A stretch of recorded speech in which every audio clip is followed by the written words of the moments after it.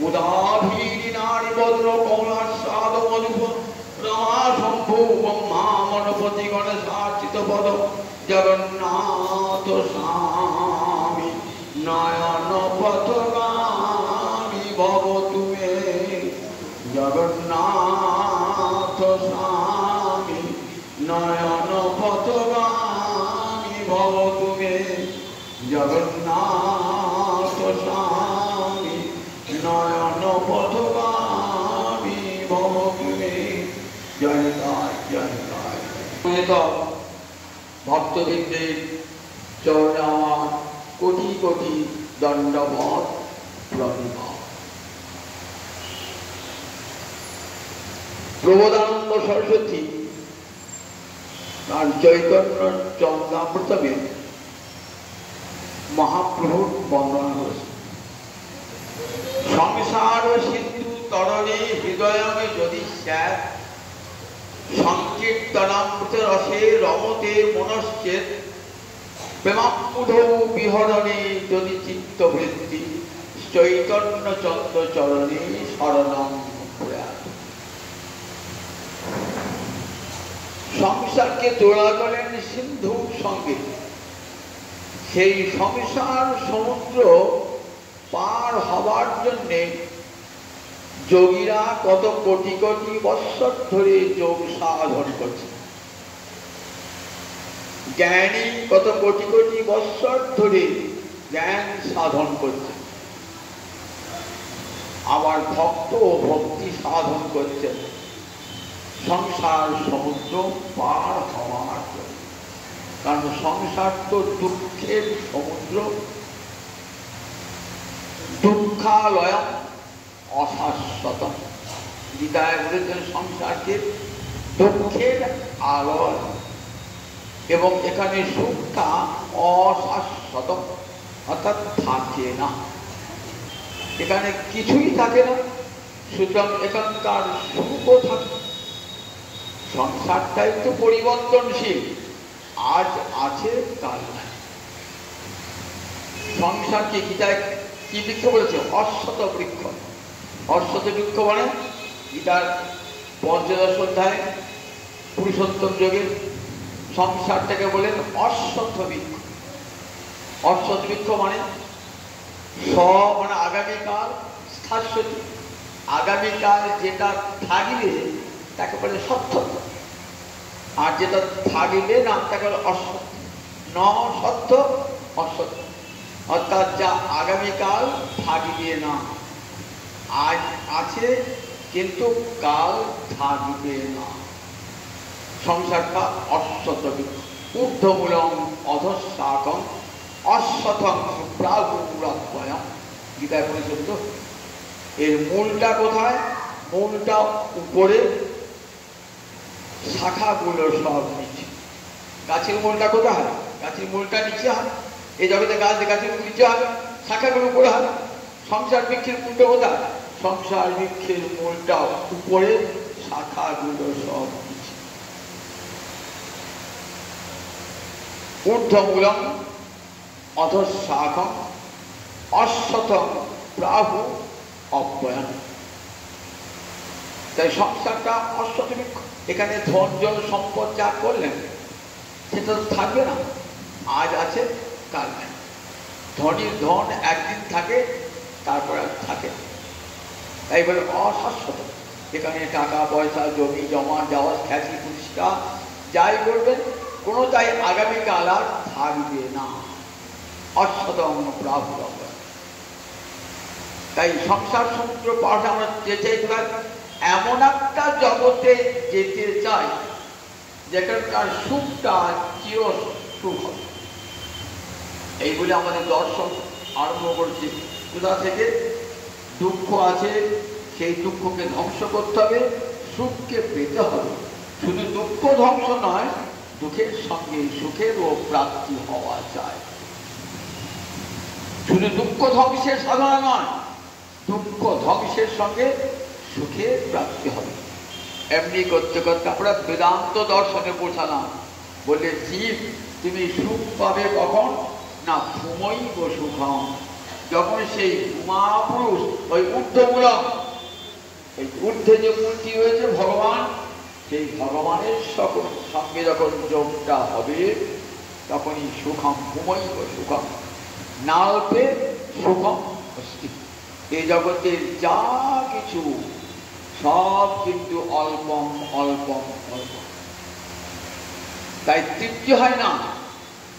একটা মহারাজার এত ঐশ্বর্য, তৃপ্তি হয় না কেন? সব অল্প বলে মনে হয়। মহাভারতে আছে, একটা ব্যক্তিকে যদি পৃথিবীর সব সম্পদ দেওয়া হয়, পৃথিবীর সব নারী দেওয়া হয়, পৃথিবীর সব যশ খ্যাতি প্রতিষ্ঠা দেওয়া হয়, তবু দেখবেন তার তৃপ্তি হচ্ছে না, তবু তার তৃপ্তি হচ্ছে না। কারণ সম্পদের এমন প্রভাব যে কিছুতেই তার তৃপ্তি হয় না। ন জাতু কাম কামানাম উপভোগে ন সম্মতি।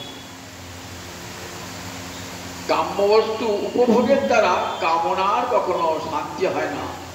এ কথা রাজা যজাতি কৃষ্ণের পূর্বপুরুষ শ্রীমদ্ ভাগবতে বলে গেছে, ন জাতু কাম কামানাম উপভোগে ন সম্মতি। জীবের চিত্ত সুস্থির হবে কখন?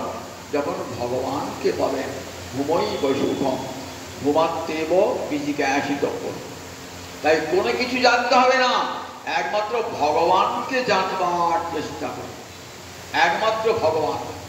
তমেব বিদিত্বা অতিমৃত্যুমেতি নান্য পন্থা বিদ্যতি অননায়। বেদের ঋষি বলেন, একমাত্র তাকে জানলে মৃত্যুকে অতিক্রম করে অমৃতত্ব লাভ করতে পারবে। তাই অমৃতত্বের সাধনা বলেন, সংসার সিন্ধু তরণে হৃদয় বিঞ্জনিষ্যাৎ। সবার কিন্তু এই বাসনা লাগে না।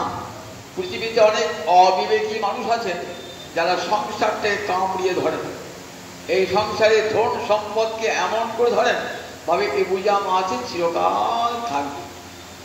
তাই সবার কিন্তু সংসার সিন্ধু পার হবার বাসনা জন্মায় না। কোটি কোটি মানুষের মধ্যে একজন জন্মায় যার ইচ্ছা হয় যতদাম বিশুদ্ধান গীতা করে দেখবেন। অনেক লোক সাধন করে, তখন একজন সংসার সমুদ্র পার হওয়ার চেষ্টা করে। সংসার যদি সংসার সিন্ধু পার হতে চাও, চির সুখ লাভ করতে চাও, মৃত্যুর দেশকে অতিক্রম করতে চাও, অমৃতত্ব লাভ করতে চাও, তাহলে চৈতন্য চন্দ্র চরণম শরণম প্রায়। আমার গৌর হরির চরণে শরণ গ্রহণ। সংসার সিন্ধু তরণে হৃদয়াঙ্গে জ্যোতিষায়। যদি কথায় যে বলেন, সবার তো ইচ্ছা হয় না। ব্রহ্মাণ্ড ভূমিতে ভূমিতে কোনো ভাগ্যবান জীবে গুরু কৃপায় ইচ্ছা হয় যে সংসার কেমন করে সংসার সমুদ্র পার হব। সংকীর্তনামৃত রসে রমতে মনস্যেদ। আর হরি সংকীর্তনে যদি মাতোয়ারা হতে চান, সংকীর্তনামৃত রসে, তার অমৃত রসে মনটাকে মজাতে ইচ্ছা থাকে, তাহলে চৈতন্য চন্দ্র চরণ শরণম প্রায়। তাহলে গৌর হরির চরণে শরণ। প্রেমাপ্লুত বিহরণে যদি চিত্ত বৃত্তি মুক্তির উপরে প্রেম সমুদ্রে যদি ভাসতে চাও, পরমানন্দে ভাসতে চাও, তাহলে গৌর হরির চরণকে আশ্রয়। গৌর হরি জীবকে সেই অমৃত দান করবার জন্যই এসেছে, যা জীব কোনো কালে পায় নাই। অনর্পিত চরিমি চিরা, সেই জিনিস দান করবার জন্য আমার মহাপ্রভু আবির্ভাব। 24 বছর বয়সে সন্ন্যাস গ্রহণ করে চলে গেলেন পুরী ধামে। যে পুরী ধাম পুরুষোত্তম ধাম, শ্রীক্ষেত্র, শ্রীদেবীর ক্ষেত্র। সেই পুরুষোত্তম ধামে চলে গেলেন, জগন্নাথ ক্ষেত্রে চলে গেলেন। কারণ ওই জগন্নাথটি রাধা রানীর প্রেমে জগন্নাথের ওই রকম বিকাশ। আর মহাপ্রভু এসেছেন রাধা ভাব কান্তি অঙ্গীকার করে। রাধারানীর ভাব, রাধারানীর কান্তি অঙ্গীকার করে গৌরাঙ্গ এসেছেন। তাই যাবেন, যদি পুরীতেই যাবেন, বৃন্দাবনে যাবেন না, পুরীতেই যাবেন। কারণ রাধা রানীর প্রেমে গলা মূর্তি হলেন জগন্নাথ এবং বলরাম।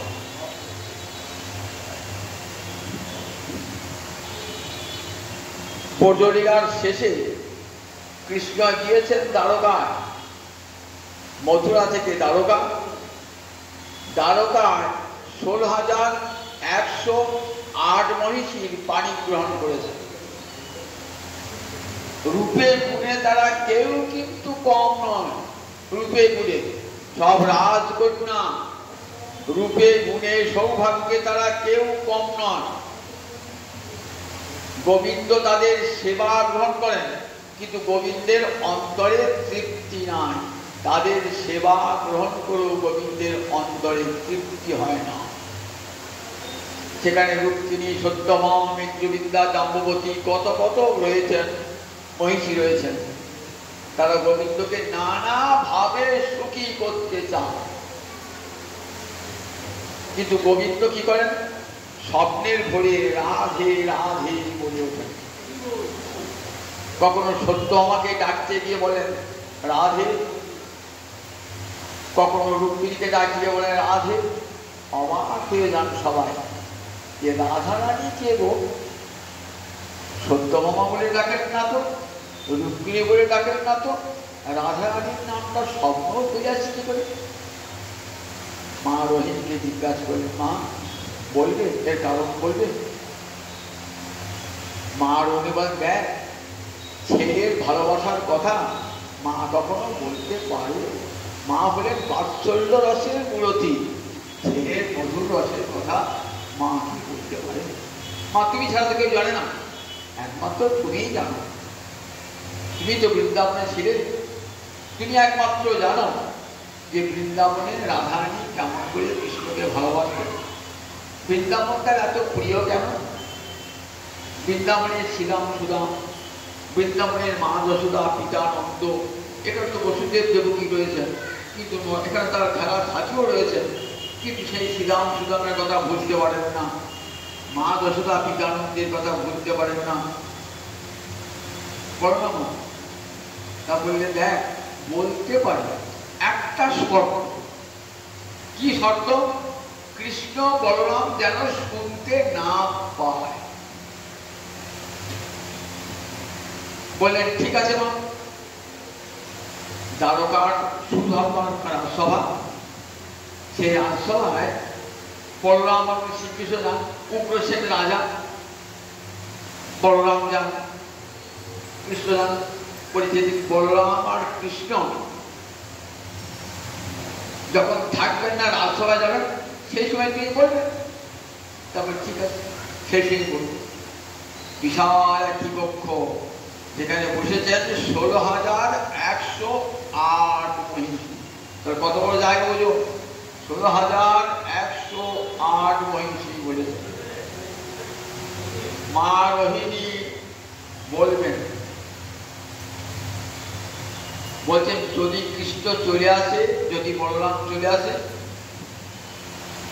বলবেন শোনো মা, কোনো চিন্তা নাই, আমরা সুভদ্রাকে দ্বারে প্রহরী রূপে দান করে দিচ্ছি।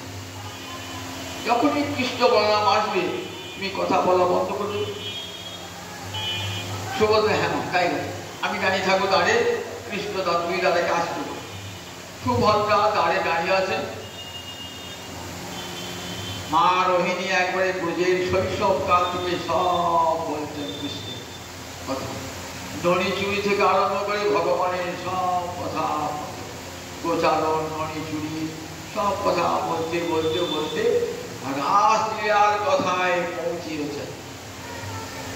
যেই রাসলীলার কথা বলেছেন না, ভগবানের কেমন অপূর্ব বিকার দেখা দিয়েছে, তখন বলরাম আর শ্রীকৃষ্ণ সুধর্মার রাজসভা থেকে ছুটতে ছুটতে, গীতায় ভাগবতে ভগবান বলেছেন না, নহি জানে স্মৃতে রাশি মনমে তিনি সঙ্গভাবে। যখনই রাশের কথা মনে পড়ে, তখনই আমার মন কেমন হয়ে যায়। রাশের দিনে ব্রজগোপীরা সর্বধর্ম পরিত্যাগ করে হে গোবিন্দ তোমার চরণে রইলাম করে চরণে করেছে। সেই রাশের কথা মনে পড়ে গেলে নাহি জানি স্মৃতি রাশি মনমে কৃষক হবে। রাসের স্মৃতি আমার অন্তরে উদিত হলে আমার মনটা কেমন হয়ে যায়। এতক্ষণ শৈশবকালের কথা বলছিলেন, গোছাউনির কথা, চৌচুরির কথা, ননি খাওয়ার কথা বলছিলেন, তখন বিকার দেখা যায় না। যখন ব্রজগোপীগণের কথা বলতে আরম্ভ করেছেন না, তখনই বলরাম আর কৃষ্ণ অন্তর্জাতিত অন্তর জানতে পেরেছেন আমাদের কথা।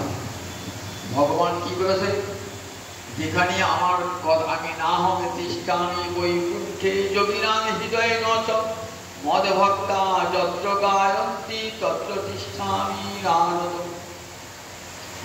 আমি বৈকুণ্ঠে থাকি না, আমি যোগীর হৃদয়ে থাকি না। কোথায় থাকো? মদ ভক্তা যত্র গায়ন্তি, আমার ভক্ত যেখানে আমার গুণ কীর্তন করে আমি সেইখানে যাই। তার যেখানে কীর্তন, তার যেখানে নাম, আর যেখানে জুড়েছেন ভগবান, শুনছেন ভগবান তার কথা, নিজের কথা শোনায় ভগবানের কত বড় লাভ। যাগযজ্ঞ করে ঋষিরা কোন অনাদিত কাল হতে আবির আবির্ময় এহি এসো ভগবান, কেউ জানতে পারে কখন ভগবান এলেন কি না এলেন। কিন্তু যেই হরিকথার আসর বসল, ভগবান ছুটে কোথায় থাকেন? হৃদয় অন্তঃস্থবি বলেন, হৃদয় মাঝে যারা শুনছেন ছিন্নতাং, যারা শুনছেন, যারা হরিকথা বসে বসে শিখছেন, সেই ছিন্নতাং, সেই শ্রবণকারীর হৃদয়ে প্রবেশ করেন ভগবান। এসে তো যোগীর হৃদয়ে যায় না, জ্ঞানীর হৃদয়ে যায় না। কিন্তু ভক্ত যখন হরিকথা শুনতে বসল, তখনই হৃদয় মাঝে সত্য শুধু তাই না, শুনতে হবে না। আপনি মনে মনে ভেবেছেন আজ অমুকের বাড়িতে ভাগবত পাঠ হবে, আমি শুনতে যাব, মনে মনে ভেবেছেন। ঈশ্বর সত্য হিন্দব রুদ্ধতে কৃতিভি শুশ্রূষুবি সৎপনা। ব্যাসদেব বলছেন এই ভাগবতের মহিমা কেমন জানো? বলছেন ঈশ্বর সত্য হৃদয়ে হৃদয় অবরুদ্ধতে। ভগবান শ্রীহরি সত্য মানে তত্ত্ব না, হৃদয় মানে হৃদয়ে অবরুদ্ধতে, অবরুদ্ধ হয়ে যান কাদের? কৃতিভি শুশ্রূষুবি, শুশ্রূ মানে শ্রোতবিচ্ছু, যারা শুনতে ইচ্ছা করে। সবাই হবে না কিন্তু, বলে কৃতিভি পূর্বজন্মের স্বীকৃতি থাকা যায়, মানে ভক্তি রস থাকা যায় অন্তরে, ভক্তি সংস্কার থাকা যায়, তবে কিন্তু কৃষ্ণের মতি আসবে। নইলে কৃষ্ণের মতি সহজ হয় না। কৃষ্ণ ভক্তি রস ভাবিতা মতি প্রিয়তাং যদি কুত বিলম্বতে তত্র লৌল্যম মূল্যম এইবলম কোটি জন্ম সুখিতই নলভ্যতে। কৃষ্ণ ভক্তি রসে ভাবনা দেওয়া মন, কৃষ্ণ ভক্তি রস ভাবিতা মতি প্রিয়তা যদি কুত বিলম্বতে। কৃষ্ণ ভক্তি রসে ভাবনা দেওয়া মন যদি কোথাও পাওয়া যায়, কিনে না। ভাবনা দেওয়া মন মানে কবিরাজেরা আগেকার দিনে বটিকা তৈরি করত, বটিকা তৈরি করে অনুপাত তৈরি করে, অর্থাৎ বটিকার সেবনের সঙ্গে সেটা খেতে হয়। মনে করে হেলেঞ্চা শাকের রস, মেথি ঘাসের রস, সেখানে কি করে বটিকাটা তাকে ডুবিয়ে দেন, রোদে শুকুর দেন, আবার দেন রোদে শুকুর দেন, আবার দেন রোদে, এমনি করে 1 সপ্তাহ দিলেন, রসটা ভিতরে ঢুকে গেল। একে বলে ভাবনা দেওয়া। আমাদের মনটা বিষয় ভাবনায় ভাবিত, সবসময় বাড়ি ঘরে টাকা পয়সা চিন্তা। কৃষ্ণ ভক্তি ভাবিতা মতি হয় না। সেই দিনে ভাগবতের আসনে গিয়ে, হরিনাম সংকীর্ত আসনে গিয়ে কোথায় ওই মাঝে মাঝে অনুকরণের চিত্রকে ডোবাতে হয়। কৃষ্ণ ভক্তি ভাবিতা মতি কিনে না। প্রিয়তাম যদি কুত বিলম্বতে, কিনে নেবো। যদি কোথাও পাওয়া যায় দেখো, তাহলে কিনতে গেলে তো তার দাম লাগবে, পয়সা লাগবে। বিনামূল্যে তো কোনো জিনিস পাওয়া যায় না। তো বলে হ্যাঁ, একটা মূল্য লাগবে। তত্র লৌল্যম মূল্যম, লালসা। আমি কৃষ্ণ কথা শুনবো, অন্তরে লালসা থাকা যায়। কোটি জন্ম সুখিত পথে, খুব দান ধ্যান করলেন, প্রচুর লোক খাওয়ালেন, তাতে কৃষ্ণ ভক্তি হয় না কোনোদিনই। ঘরা ঘরা পুণ্য করলেও কৃষ্ণ ভক্তি হয় না। সাধু সঙ্গ ভাগবত শ্রবণ ছাড়া হরিভক্তি হৃদয়ে কখনো হয় না। পুণ্যের ফলে স্বর্গে যাবেন, স্বর্গ থেকে আবার নেমে আসছেন। খুব পুণ্য করলেন, বহু লোককে দান ধ্যান করলেন, পুণ্যের কি হবে? স্বর্গলোকে যাবেন, সুখ ভোগ করবেন, ক্ষীণে পুণ্যে মর্তলোকে বিশুদ্ধ। আবার পুণ্য ক্ষয় হয়ে যাবে, আবার এই মাটির লোকে চলে আসবে। তাহলে পুণ্যের ফল কি হয় না? পুণ্যের ফলে স্বর্গাদির উচ্চলোক লাভ হয় বটে, কিন্তু আবার পতন হয়। তাহলে পুণ্য করবেন না? পুণ্য করবেন, কিন্তু নিজের সুখের জন্য নয়, পুণ্য করবেন কৃষ্ণ প্রীতির জন্য। একজনকে দান করছেন, তো দান করে কি ভাববেন? এই কৃষ্ণাত্মাজি আমার গোবিন্দ প্রীত হবেন, এই দরিদ্র ব্যক্তিটিকে কিছু দান করলে পরে আমার গোবিন্দ প্রীত হবেন। আমি চাই না, স্বর্গে যেতে চাই না, আমার গোবিন্দ সুখী হবেন বলে দিলাম। তাই দেখুন বলেন, কোটি জন্ম সুখী কৃষ্ণ কৃষ্ণে ভক্তি দেওয়া ভাবনা দেওয়া মন পাওয়া যায় একমাত্র লালস অন্তরে থাকতে হবে। তাই যদি মনে হয় আজ অঙ্কবার থেকে ভাগবত শুনব, ঈশ্বর সত্য হিতি অবরুদ্ধতে ভগবান শ্রীহরি সত্য তৎক্ষণাৎ হৃদয়ে বন্ধ হয়ে যান পৃথিবী সুশুভি। যারা শুনতে ইচ্ছা করেছেন তাদের যদি ভক্তি সংস্কার হৃদয়ে থাকে, তাহলে তাদের হৃদয়ে ভগবান শ্রীহরি বন্দী হয়ে যান। বলরাম আর কৃষ্ণ থাকতে পারলেন না, ছুটে এলেন। কোথায় এলেন? সেখানে মা রোহিণী 16,108 মহিষীকে যখন কৃষ্ণ কথা শোনাচ্ছে, ছুটে এসেছেন। তো শুনতে শুনতে সব তন্ময় হয়ে গেছে। মা রোহিণীও তন্ময় আবিষ্ট হয়ে গেছে। সুভদ্রার খেয়াল নাই, দাদারা যেতে এসে পারে। শুনতে শুনতে হাঁ করে শুনতে শুনতে একবার আবিষ্ট। এদিকে কৃষ্ণ বলরাম ছুটতে ছুটতে এসে দু পাশে দাঁড়িয়ে, মাঝখানে সুভদ্রা, এক পাশে বলরাম, এক পাশে কৃষ্ণ দাঁড়িয়ে। শুনতে শুনতে কেমন দেখুন, নিজের প্রেমের কথা শুনতে, রাধারানী ব্রজকবির প্রেমের কথা শুনতে বিকার প্রাপ্ত হয়েছেন। কেমন দেহ হয়ে গেল খর্বাকৃতি, হাত পা ঢুকে গেল, চোখগুলো বিস্ফারিত হয়ে গেল, বড় বড় হয়ে গেল। তিনজনানি বলরাম, সুভদ্রা, কৃষ্ণ। এমন সময়তে দেবর্ষি নারদ এসে বুঝতেছে। দেবর্ষি নারদ এসে বিনা জলে হরে কৃষ্ণ কৃষ্ণ কৃষ্ণ হরে হরে, হরে রাম রাম রাম হরে হরে, বিনা জলে হরি গুণগান করতে শুরু করে। সঙ্গে সঙ্গে কৃষ্ণ, বলরাম, সুভদ্রা আবার স্বাভাবিক অবস্থা প্রাপ্ত। নারদ বলছেন, প্রভু আমাকে দেখে লুকোচ্ছ রূপটা? আমি দেখে ফেলেছি তোমার এই রূপ, দেখে ফেলেছি। প্রভু তোমার কত মূর্তি আছে, মৎস্য মূর্তি, বরাহ, নৃসিংহ, বামন, কত রূপ তোমার দেখেছি, এমন রূপ তো দেখি নাই। প্রভু এমন রূপে তুমি থাকো, জগৎকে দেখাও, নিজের প্রেমের বার্তা শুনে নিজে কেমন হয়ে যাও। নারদ তথাস্তু, কলিযুগে পুরুষোত্তম ক্ষেত্রে, শ্রীক্ষেত্রে আমি এই রূপে প্রতিষ্ঠিত হব।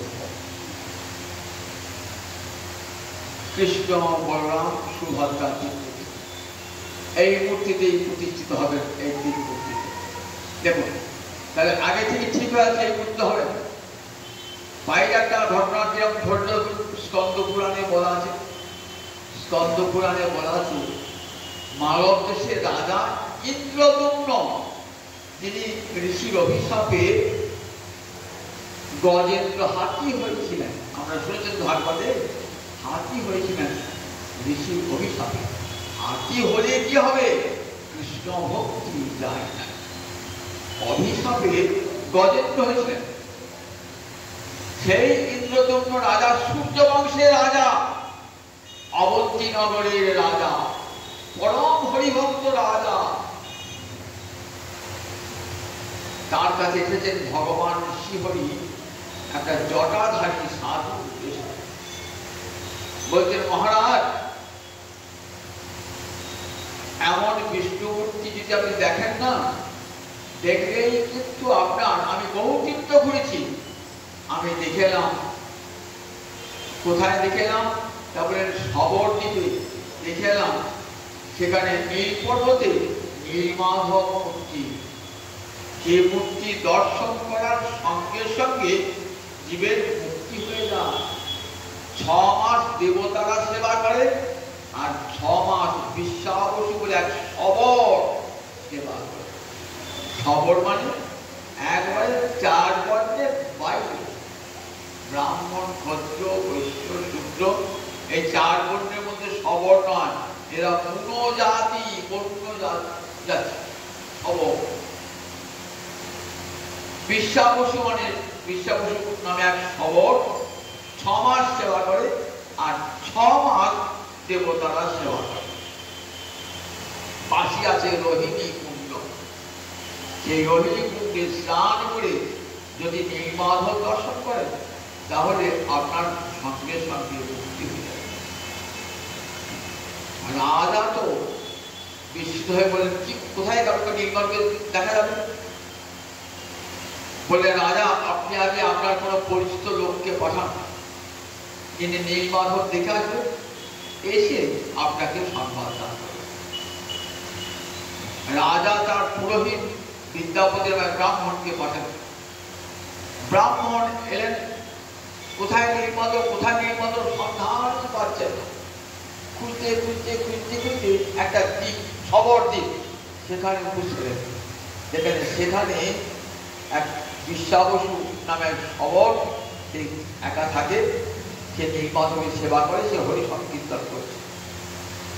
সেখানে কিছুদিন বসবাস করে, বসবাস করে সেই বিশ্বাবসু এক কন্যা ছিল, তার নাম ললিতা। ললিতার সঙ্গে এই বিদ্যাপতির একটা প্রণয়ের সম্পর্ক গড়ে উঠল। একদিন জিজ্ঞাসা করছেন ললিতাকে, তোমার বাবা সন্ধ্যার অধিক রাত্রিতে কোথায় যান এবং রাত্রিশ্বর সেবার মধ্যে ফিরে আসেন? বলে, সেটি বলা যাবে না। বলবেন তুমি আমাকে? তুমি আমার বিবাহিতা স্ত্রী, আমাকে বলবে না? আমার কাছে তোমার কিছু গপ্য থাকতে পারে? অনেক বলার পর বললেন, বাবা যান নীলমাধবের সেবা করতে। নীলমাধব দেখাবে আমাকে? বলে, না দেখাবো। তুমি দেখাবে না? তুমি স্ত্রী হলেও আমাকে নীলমাধব দেখাচ্ছে, সাহায্য করে বাবাকে বলবে না? বলে, না বাবা দেখাবে না। অনেক কষ্টে স্ত্রীকে রাজি করিয়ে স্ত্রী বললেন পিতা বিশ্বাবসীকে, যে তোমার জামাতা নীলমাধব দর্শন করাতে চায়, তাকে নীলমাধব দর্শন করাবে। বলে, নীলমাধব দর্শন করাবো, কিন্তু চোখ বেঁধে নিয়ে যাবো। বলে, তাই রাজাকে পথ দেখাবেন কেমন করে যে চোখ বেঁধে যান? সে কথা ললিতাকে বললেন।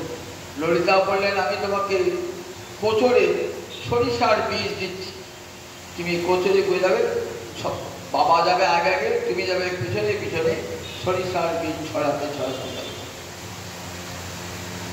গেলেন সেখানে, সেখানে নীলমাধব দর্শক, নীলমাধব মন্দিরে পুজো দেখছেন একটা কাক ওই রোহিণী কুণ্ডে পড়ল, অমৃত কবি সঙ্গে সঙ্গে বৈকুণ্ঠে চলে গেল। ওই রোহিণী কুণ্ডে স্নান করে নীলমাধব দর্শন করলেন, নীলমাধবের প্রসাদ গ্রহণ করলেন। প্রসাদ তো নয়, অমৃত। বলে, প্রসাদ এমন সুস্বাদু হয় কেমন? বলে, দেবরাজ ইন্দ্র প্রতিদিন এসে সেবা লাগান নীলমাধবে, সেই স্বর্গের অমৃত প্রসাদ। সন্ধান পেয়ে গেলেন। এইবার বিদ্যাপতি এলেন রাজাকে সংবাদ, রাজা নীলমাধবের দর্শন পেয়েছি। রাজা বলে, আমাকে নিয়ে চলো নীলমাধব দর্শন করতে।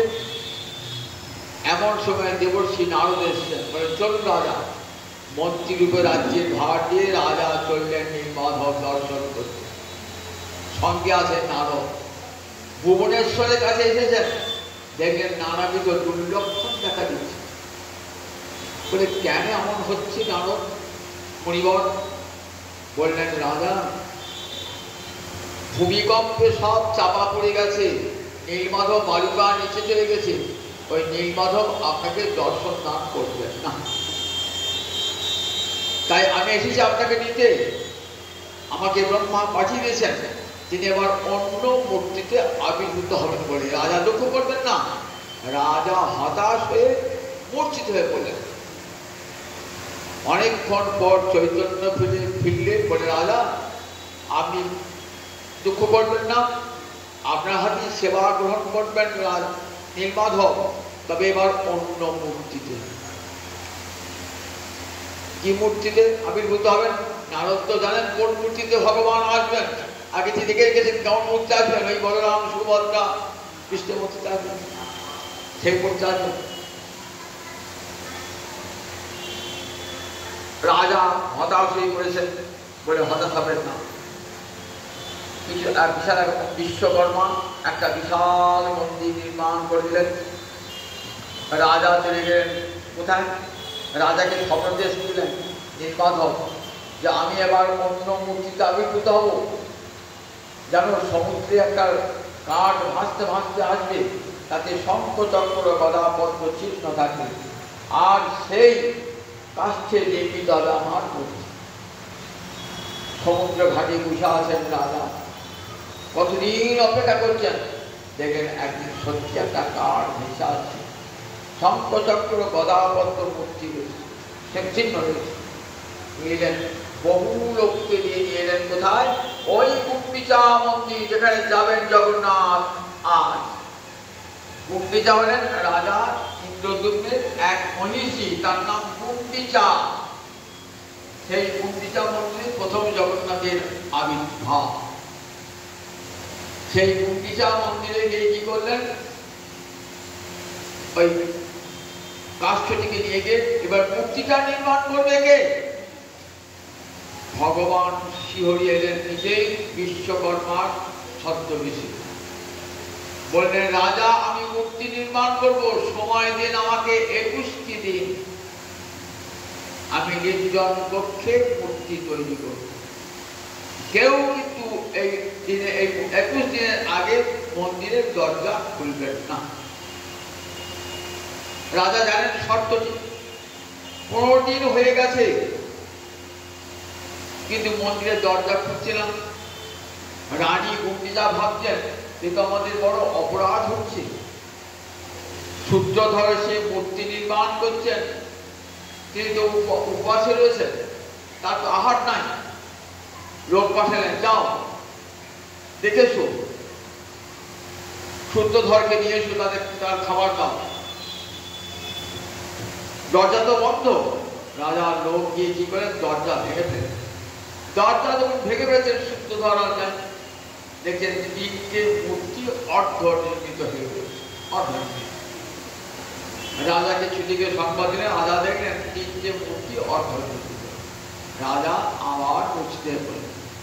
তখন নীলমাধব বলছেন, শোনো, এটা আমার ইচ্ছাতেই হয়েছে, আমি এবার এই রূপেই আবির্ভূত হব এই শ্রীক্ষেত্র ধাম, এই পূর্ণ ধামে, পুরুষোত্তম ধামে আমি আবির্ভূত হব। সেই মূর্তিতে আবির্ভূত হওয়ার পূর্বেতে গুন্ডিচায় 1000 অশ্বমেধ যজ্ঞ হল। অশ্বমেধ যজ্ঞ করে নৃসিংহ মূর্তির দর্শন, ভয়ঙ্কর বিকট নৃসিংহ মূর্তি, অনন্তনাগ ফণার হয়ে আছে। সেই মূর্তি নির্মাণ হওয়ার পর এইবার 3টে মূর্তি, বড়দেব, বলরাম, জগন্নাথ, সুভদ্রা আর সুদর্শন চক্র, এই 4টি মূর্তি নির্মাণ। 4টি মূর্তি নির্মাণ হয়ে গুন্ডিচা মন্দির সব আছে। রাজেন্দ্র বিশাল মন্দির নির্মাণ করেছেন। ব্রহ্মাকে আনতে গিয়েছেন, ব্রহ্মা এসে প্রতিষ্ঠা করবেন। ব্রহ্মা এসে প্রতিষ্ঠা করলেন, বলেন এই এই এই এই মূর্তি প্রতিষ্ঠা করবার অধিকার আমার নাই, আমি একটা ধ্বজা বেঁধে দিয়ে যাচ্ছি। মন্দিরের চূড়ায় একটা ধ্বজা বেঁধে দিয়ে গেলেন। মহা ধুমধামে রাজা জগন্নাথ মূর্তির সেবা হতে লাগলো। জগন্নাথ স্বপ্নে দেন রাজাকে। এই ইন্দ্রদুম্ন রাজা পরবর্তীকালে রাজা প্রতাপরুদ্ধ হয়ে গেলেন। ইন্দ্রদ্যুম্ন রাজাকে বলেছেন, দেখো অক্ষয় তৃতীয়ার দিন আমার অঙ্গে চন্দন মাখাবে, 21 দিন পর পর চন্দন মাখাবে। জ্যৈষ্ঠ মাসের পূর্ণিমায় আমার জন্ম, ওই আমার স্নান করাবে। আর আষাঢ় মাসে শুক্লপক্ষের তৃতীয়া তিথিতে আমাকে গুন্ডিচা মন্দিরে নিয়ে যাবে এবং সেখানে আমি 8 দিন থাকবো। 8 দিন পর আমি আবার মূল মন্দিরে ফিরে আসবো। প্রতি বৎসর 8 দিনের জন্য আমি যাব। আর স্নানযাত্রার পর আমার 15 দিন অঙ্গরাগহীন রূপ যেন কেউ দেখতে না পায়। ওই সময়ে অনবসর কাল বলা হয়। তারপরে নেত্রোৎসব হয়, নবযৌবন উৎসব হয়, তারপর জগন্নাথের রথ হয়। জগন্নাথের রথ মহাপ্রভু পুরী ধামে গিয়ে ছিলেন কত বছর? 24 বছরের মধ্যে 2টি বছর দক্ষিণ দেশ ভ্রমণ করেছেন। তো তার পরের 22টি বছর ছিলেন, তার মধ্যে 6টা বছর এখানে ঘুরেছেন। শেষ 18টি বছর মহাপ্রভু ওই রয়ে গেলে পুরী ধামেতে রয়ে গেলেন। জগন্নাথ যখন দর্শন করতেন, কেমন দর্শন হতো? যেকালে দেখে জগন্নাথ বলরাম সুভদ্রা, তবে জানে আইনু কুরুক্ষেত্র। দেখিল পদ্ম লোচন, সফল হইল জীবন, জুড়াইল তনু মন নেত্র। দর্শন করছেন তো, দর্শকের খাদ্যেন যে দেখেন বলরাম সুভদ্রা সাম, তবে জানি আইনু কুরুক্ষেত্র। কৃষ্ণকে যখন দেখছেন সঙ্গে আছে বলরাম আর সুভদ্রা। বলরাম তো বুঝেছিলেন, সুভদ্রা তো বুঝেছিলেন না। তখন ভাবছেন আমি কোথায় ছিলাম? কুরুক্ষেত্রে। কুরুক্ষেত্রে শ্রীকৃষ্ণ মথুরা থেকে দ্বারকা যাওয়ার পর মথুরা থেকে একবার মাত্র পাঠিয়েছিলেন উদ্ধবকে, বৃন্দাবনের সংবাদ দিতে। তারপরে আর কোনো যোগাযোগ নাই। কুরুক্ষেত্রে সূর্যগ্রহণ উপলক্ষে ভারতবর্ষে সব রাজ্যের অধিবাসীরা এসে হাজির হয়েছে। সেই সময় ব্রজের গোপীরাও গিয়েছেন। তারা কোনো পুণ্যকর্ম করবার জন্য নয়, তারা একবার গোপালকে চোখে দেখবার জন্য, গোবিন্দকে দেখবার জন্য গিয়েছে। কারা গিয়েছেন? শ্রীরাম সুদাম সখা গিয়েছেন, নন্দ মহারাজ যশোদা গিয়েছেন, মা যশোদা গিয়েছেন, নন্দ মহারাজ গিয়েছেন, ব্রজে সব গোপীরা গিয়েছেন। আর সেই অবস্থায় রাধানী কৃষ্ণকে দর্শন করেছেন। দর্শন করে কি বলছেন? বলছেন রাধানী কাঁদছেন। তো কাঁদছে কেন রাধানী? দেখো এই তো সেই তুমি সেই আমি, সে নবসঙ্গম। বলছেন ঠিকই, সেই তুমি সেই আমি, সে নবসঙ্গম। তথাপি আমার মন হরে বৃন্দাবন, অন্যের হৃদয় মোহন, আমার মন বৃন্দাবন, মনে মনে এক পরিমাণ। তাহা তোমার পদদ্বয়ে করা হল কি উদয়, তবে তোমার পূর্ণ কৃপা মানি। একবার বলে ফিরে চলো হে, বলে ব্রজেশ্বর ব্রজ জীবন। একবার বলে ফিরে চলো হে। এই তো আমাকে দেখছো, তোমার যে অন্য বেশ, অন্য সঙ্গ, অন্য দেশ, প্রযোজনে কহু না নিভার। এখানে রথ, হাতি, ঘোড়া, কত লোক, তোমার সঙ্গে কত বাইক মর্যাদা রয়েছে। আমি তোমাকে এই মূর্তি দেখতে চাই না। গোপিয়া কৃষ্ণকে কোন মূর্তি দেখতে চান? শ্যাম সুন্দর সিকিবিচ্ছ গুঞ্জা বিভূষণ, গোপবেশ ভক্তি মহ মুরলী বদন। ইহা ছাড়ি কৃষ্ণ যদি হয় অন্যাকার, গোপিকার ভাবনা যায় নিকট তাহার।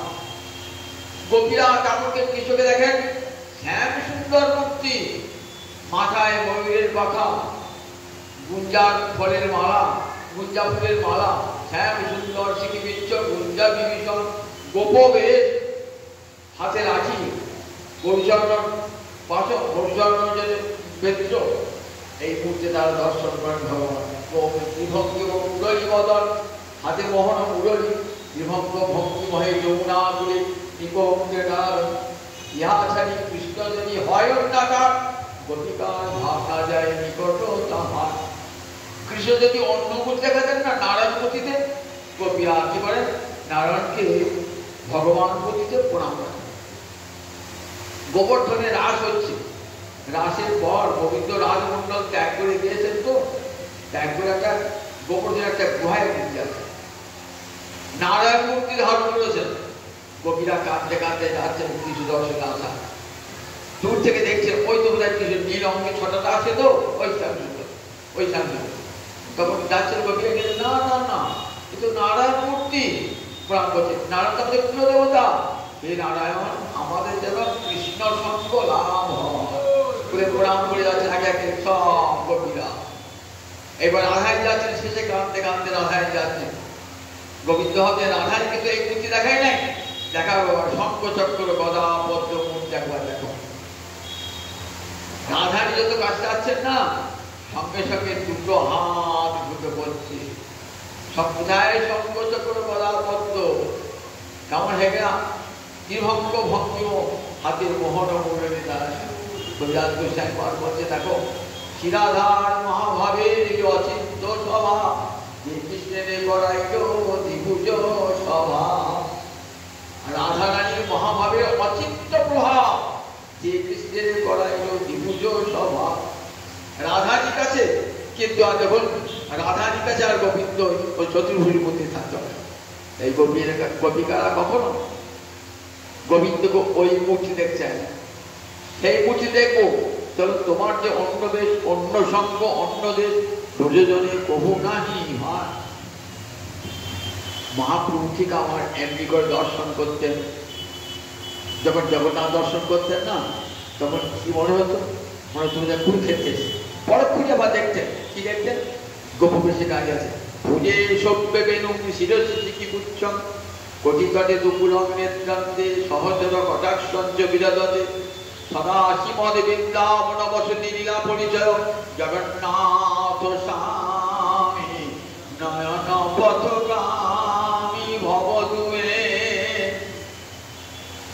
কি দেখছেন? ভুজে সভ্যে বাম হাতে, ভুজে সভ্যে বেনু বাম হাতে মুরলী, ভুজে সভ্যে বেনু শিরসি শিখি বিচ্ছং, মাথায় ময়ূরের গণা, কটিতটে দুপুরং পীতবসন করিতটে, করিতটে দুপুরং নেত্রান্তে সহচর কটাক্ষঞ্চ, নয়নখানি বাগান, তরল নয়নে তেরছ চাহনি বিষম কুসুম,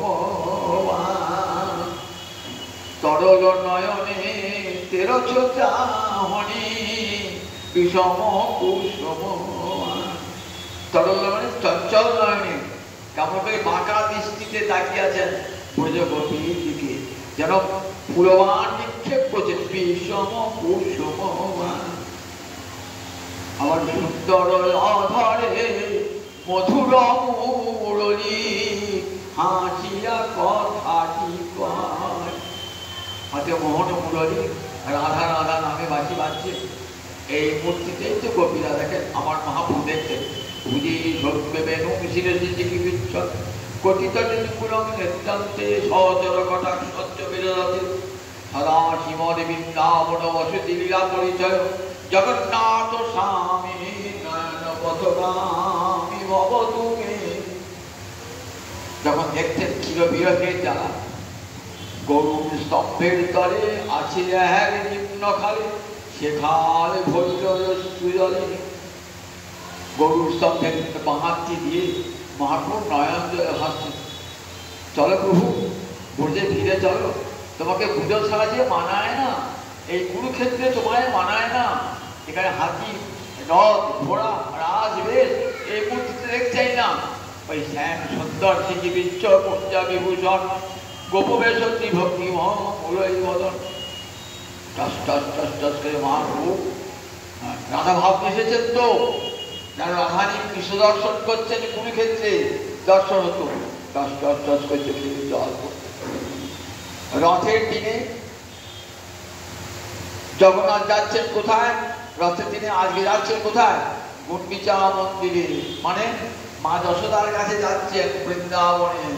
এই যে 15 দিন কাল অনবসর কাল, লক্ষ্মীর সঙ্গে পরামর্শ হচ্ছে। লক্ষ্মী বলছে তোমাকে বৃন্দাবনে যেতে দেবো না, বৃন্দাবনে গেলে তুমি আর ফিরবে না। তা বলছে দাদা বড়বাবুকে সঙ্গে নিয়ে যাবো। বলছে না না, দাদাও বৃন্দাবনে আকৃষ্ট, দাদাও বৃন্দাবন থেকে যাবে। আচ্ছা সুভদ্রাকে নিয়ে যায়? বলে হ্যাঁ হ্যাঁ। তবে কিন্তু তাড়াতাড়ি চলে আসবে, কিন্তু বলে দিচ্ছি। লক্ষ্মীর অনুমতি নিয়ে সুভদ্রা বলরামকে সঙ্গে করে আজ যাবেন 3টে রথে। একটা রথে যাবেন জগন্নাথ, এই রথটার নাম নন্দী ঘোষ। আর একটা রথে যাবেন বলরাম, তার নাম তালধ্বজ রথ। আর একটা রথ তার নাম দর্পদলন বা পদ্মধ্বজ, সেটাই কে যাবেন সুভদ্রা আর ওই সুদর্শন চক্র যাবেন। 3টি রথ। প্রথম রথটি যাবেন বড়দেবের রথ, বড়দেব যাবেন আগে আগে, মধ্যে যাবেন সুভদ্রা আর সুদর্শন, আর পিছনে যাবেন জগন্নাথ। জগন্নাথকে যখন মূল মন্দির থেকে নামানো হয় না, তখন পহন্ডি বিজয় বলা হয়। একটা সিঁড়ি থেকে একটা সিঁড়িতে তুলোর গদিতে নামানো হয়, একটা একটা সিঁড়ি থেকে একটা সিঁড়ি, এমনি করে সুন্দর এই পহন্ডি বিজয়টি হয়। মহাপ্রভু ভক্ত সঙ্গে কি করতেন, ওই পহন্ডি বিজয় দর্শন করতেন। আর রথ যখন যেত না, তখন কি আনন্দ আমার মহাপ্রভু। কখনো দাস্য স্বভাব বলতেন, না হবে বিপ্র নচনরপতি, না বিবৈশ্য ন শূদ্র। আমি ব্রাহ্মণ নই, আমি ক্ষত্রিয় নই, আমি বৈশ্য নই, তাহলে তুমি কে? আমি তোমার চরণ কোমরের দাসানুদাস। এই ভাব দাস্য ভাবে মহাপ্রভু কাছে আসে। কৃষ্ণ লই বুঝে যায় এ ভাব ও অন্তর। মহাপ্রভু নৃত্য করছেন, রথাগ্রী প্রভুর নৃত্য পরমমোহন। সাঙ্গবাঙ্গ নিয়ে 7টা দল, সামনে যাচ্ছে 4টে দল, দুপাশে 2টো দল, পিছনে একটা দল। 7 সম্প্রদায় হরিনাম সংকীর্তন হচ্ছে। আর আমার মহাপ্রভু 7 সম্প্রদায় একসঙ্গে, 7 সম্প্রদায় ঘুরছেন, কীর্তন করতে যাচ্ছে। কি কীর্তন করতে যাচ্ছেন? সেই সে পরাণনাথ উপায়, সেই প্রাণনাথকে আজ পেয়েছি। আজ আমার মন্দিরে ফিরে আছেন প্রাণনাথ। কতদিন বধুকে দেখি নাই, কতদিন প্রাণনাথকে দেখি নাই। আনন্দে কৃষ্ণ লই বুঝে যায় এ ভগবন্তর। বলে, হে গোবিন্দ, তোমার কৃপা হবে, তোমার এই চরণ মহরি ব্রজপুর ঘরে উদয় করহ যদি, তবে বাঞ্ছা পুরে। তোমার চরণ মোর ব্রজপুর ঘরে উদয় করহ যদি, তবে বাঞ্ছা পুরে। এখানে দেখলে তোমাকে আমার সুখ হবে না, তোমার ওই চরণ যুগল যদি ব্রজে নিয়ে যাও, তবে আনন্দ পাবো। তাই আজ যেন গোবিন্দ যেন করে আসছেন, গোবিন্দ যেন যাচ্ছে আজ ব্রজে, রাধারানীর অন্তরে শান্তান্তর পাঠ হয়ে যাচ্ছে। তাই মহাপ্রভু এত সজিয়াত শ্রীকৃষ্ণ চৈতন্য শিরথাগ্রে ননর্তজ বলছেন, কবিরাজ গোসাই পাঠ বলছেন, সজিয়াত শ্রীকৃষ্ণ, সেই শ্রীকৃষ্ণ চৈতন্যের জয় হোক। শিরথাগ্রে ননর্তজ, রথের আগে যিনি নৃত্য করেছিলেন, নিত্য দর্শনে জগৎ বলে জগদাং চিত্র, জগৎ সমস্ত অনন্ত কোটি ব্রহ্মাণ্ডের লোক দেখছেন রথযাত্রা। মহাপ্রভু নিত্য দর্শন করছেন, বিস্ময় অনুভব করছেন। জগন্নাথ বিস্মিত, স্বয়ং জগন্নাথ বিস্মিত হয়ে গেছেন। জগন্নাথ বিস্মিত হলেন কেন? তার রথ দেখতে দেখতে, রথ দেখতে মাঝে থেমে যাচ্ছে। মহাপ্রভু নৃত্য করছেন তো, রথ আপনার যাচ্ছে, কত ঠেলাঠেলি করছে, রথ যাচ্ছে না। রথ কারো ঠেলায় যায় না, ঈশ্বর আপন ইচ্ছায় যায় রথ, আপন ইচ্ছায়। কত লোক রজ্জু ধরে টানছেন, হাতি টানছে, তবু যাচ্ছে না রথ, ঘোড়ায় টানছে রথ, তবু যাচ্ছে না। কেন? ওই গৌর হরি নাম দর্শন করছে। কেন? জগন্নাথ কৃষ্ণ কেন? জগন্নাথ কৃষ্ণ যে রাসলীলায় রাধারানী এসেছেন, কৃষ্ণ দর্শন করেছেন, আবার কৃষ্ণ এসেছেন, রাধারানী দর্শন করেছেন। তাহলে উভয় উভয় নাচ দর্শন করেছে। কিন্তু রাধা গোবিন্দ যখন একত্রে নাচছে রাধা গোবিন্দ, তখন তো সেটা কৃষ্ণ দেখেন না। দুজনে একসঙ্গে নাচছেন, সেটা তো কেউ দেখতে পায় না। পৃথক পৃথক যখন নাচ হয়েছে, কৃষ্ণ এসেছেন দেখেছেন, রাধারানী এসে নাচ দেখেছেন, কিন্তু একসঙ্গে যুগলের নাচ। আর জগন্নাথ দেখছেন একসঙ্গে রাধা গোবিন্দ নৃত্য করছে একসঙ্গে। তাই জগন্নাথ বিস্মিত, রথ মাঝে মাঝে থেমে যাচ্ছে। রথ যাচ্ছে কোথায় কোথায় যাবে? গুন্ডিচা মন্দিরে, বৃন্দাবন যাচ্ছে, নীলাচল থেকে সুন্দরাচল যাচ্ছে, অর্থাৎ দ্বারকা থেকে বৃন্দাবন, ঐশ্বর্যের ভূমি থেকে মাধুর্যের ভূমিতে যাচ্ছেন, শহর থেকে গ্রামে যাচ্ছেন, গুন্ডিচাকে গ্রাম সেখানে যাচ্ছেন, শহরে থাকতে আর ভালো লাগছে না, একবার যাচ্ছেন বৃন্দাবন, কুরুক্ষেত্রে যুদ্ধের শহর, সেখানে কত রথ রথ সব কিছু আছে, আর কত গাড়ি ঘোড়া আছে, আর বৃন্দাবনে গরুর গাড়ি, সেখানে কত শত ফুলের পাহাড়, ময়ূর ময়ূরী, সুখ শাড়ি, যমুনা বইছে, গোবর্ধন আছে, আর তো কিছু নাই। এত আনন্দ সেখানে আমার গোবিন্দে চলেছেন গোবিন্দ আর গৌরহরি, সে রাধারানী ভাব নিয়ে যাচ্ছে। রথ এসে কোথায় থামবে? বলগণ্ডী স্থানে রথ এসে থামবে। সাত সম্প্রদায় কীর্তন করতে করতে রথ এসেছে বলগণ্ডী স্থানে। এইখানে কি হয়?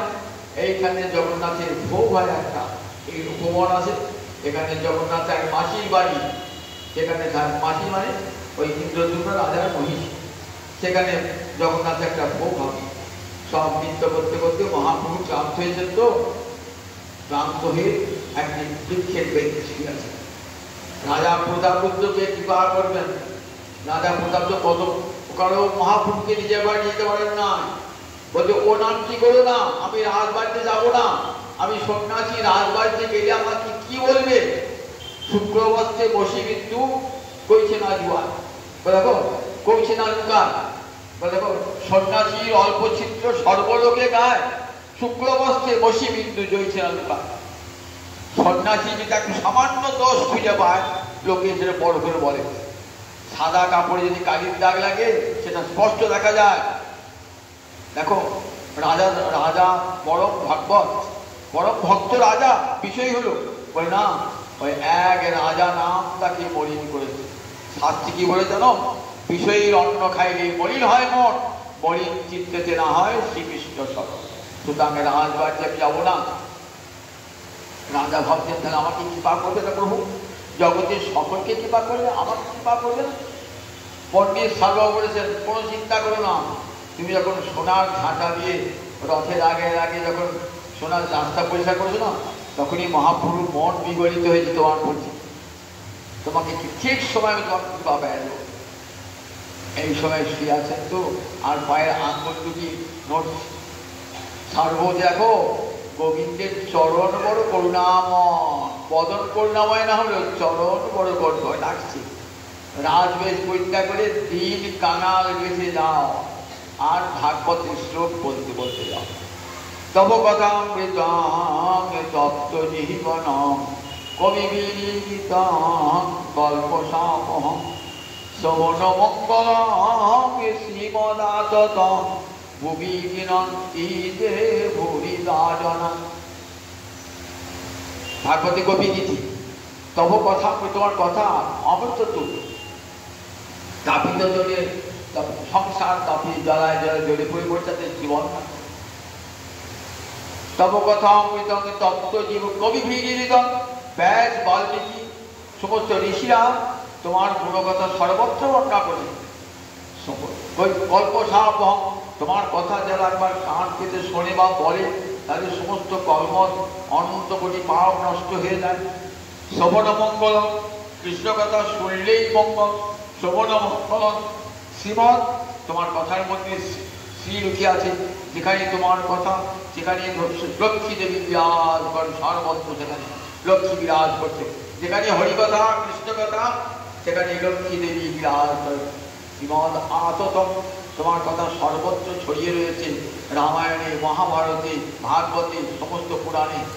আর সেই কথা যারা বলে বেড়ায় জগতে, ব্যাস সুখ নারদ প্রহ্লাদ বলে বেড়েছেন, তারা পুরীদাজনা, জগতে তাদের মতন দাতা আর কেউ নাই।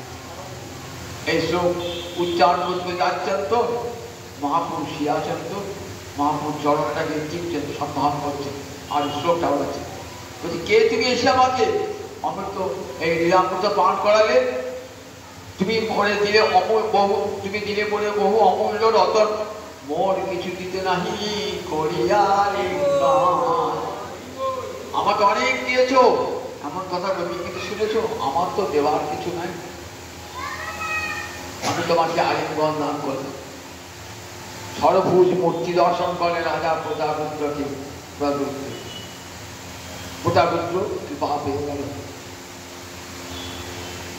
যেদিন গেলেন গুন্ডিচা মন্দিরে, আজ কিছু রাত্রি গুন্ডিচা মন্দিরে উঠবেন না, আজ সারাদিন ওই মন্দিরের বাইরে থাকবেন। কাল সন্ধ্যাবেলায় আবার পহন্ডি বিজয় হবে, আবার ওই বলরাম জগন্নাথ সুভদ্রাকে ওই গুন্ডিচা মন্দিরে রাখা হবে। এই কদিন আমার মহাপ্রভু থাকতেন আর কাঁদতেন, বহুদিন পরে বধুমারে দেখা না হইত পরানো গেলে। রাধায় যেমন পেয়েছিলেন, কৃষ্ণ বিরহে কাঁদছিলেন, স্বপ্নে দেখছেন কৃষ্ণ যে রাখিয়েছেন। এতে কে সহিল অবলা বলে ফাটিয়া যাইত পাঠানো হলে। বলো বলো তোমার কুশল বলো, এই দুঃখিনীর দিন দুঃখেতে গেল। তোমার কুশলে কুশল মানি, আমি এসব দুঃখ কিছু না গণি। এমনি করে আবার মহাপ্রভু নয়ন জলে ভাবছেন আর গুন্ডিচা মন্দিরে কীর্তন করে। এই কদিন মহাপ্রভু আর গুন্ডিচা মন্দির, তারপর কুলচরথের দিন 8টি দিন থাকবেন, নবমীর দিন আবার চলে আসবেন।